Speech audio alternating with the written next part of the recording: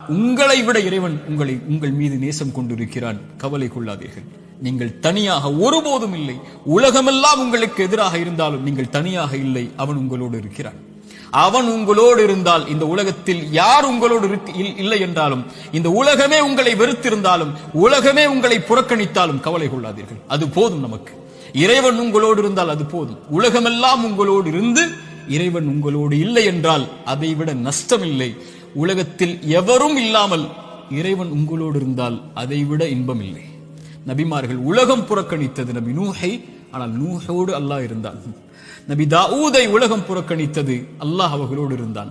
நபி யூனுஸை உலகம் புறக்கணித்தது, அவர்கள் செய்த பாவத்திற்காக மன்னிப்பை கேட்டார்கள், அல்லாஹ் அதிலிருந்து அவர்களை பாதுகாத்தான்.